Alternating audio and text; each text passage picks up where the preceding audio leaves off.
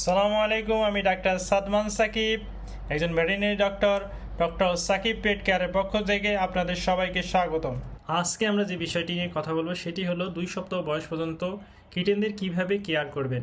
প্রথমেই যে জিনিসটি লক্ষ্য করতে হবে সেটি হলো টেম্পারেচার।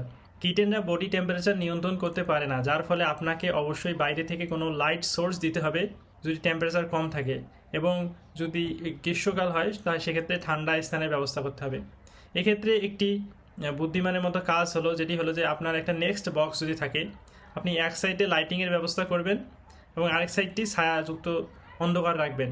বিড়াল নিজেই বুঝতে পারবে কখন টেম্পারেচারটা বেশি হয়েছে। সেক্ষেত্রে যদি টেম্পারেচার বেশি হয় সে ছায়ার দিকে যাবে, আর এবং যদি টেম্পারেচারটি কম হয় সেক্ষেত্রে সে কিটেনদেরকে নিয়ে লাইট সোর্সের দিকে থাকবে। সেক্ষেত্রে তার বডি টেম্পারেচার নিয়ন্ত্রণ করা খুব সহজ হবে।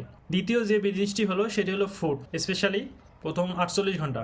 এই সময়টি বিড়ালের কাছ থেকে কোলোস্ট্রাম, যেকে আমরা শাল দুধ বলি, এটি বাইর হয় এবং এটি কিটেনদের যে প্রাথমিক যে ইমিউন সিস্টেম, রোগ প্রতিরোধ ক্ষমতা, এটি গঠন করার জন্য দায়ী।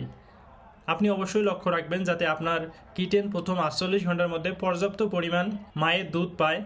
কোনো কারণে কোনো কিটেন অথবা পুরো লিটারেই যদি বিড়াল দুধ পান না করায় অথবা অ্যাবান্ডেন করে দেয়, সেক্ষেত্রে আপনাকে ইন্টারভেনশন করতে হবে। আপনাকে নিজে নিজে হ্যান্ড ফিড করাতে হবে। হ্যান্ড ফিডের ক্ষেত্রে আপনি লক্ষ্য রাখবেন প্রথম 2 সপ্তাহে প্রত্যেক 24 ঘন্টায় 2 ঘন্টা পর পর, অর্থাৎ 24 ঘন্টায় 12 বার হ্যান্ড ফিডিং করাতে হবে। এবং তৃতীয় যে জিনিসটি আপনাকে লক্ষ্য রাখতে হবে সেটা হলো টয়লেটিং। কিটেনদের ক্ষেত্রে তারা নিজেরাই টয়লেট করতে পারে না।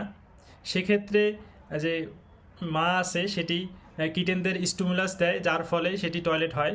এক্ষেত্রে যদি আপনি নিজেই হ্যান্ড ফিডিং করান, সেক্ষেত্রে প্রত্যেকবার খাওয়ার পরে সফট একটা টিস্যু দিয়ে আপনার যে পায়ুপথ আছে সেখানে একটু স্টিমুলাই দিতে হবে, যাতে কিটেনরা ভালোভাবে পি অ্যান্ড পটি করতে পারে। ধন্যবাদ।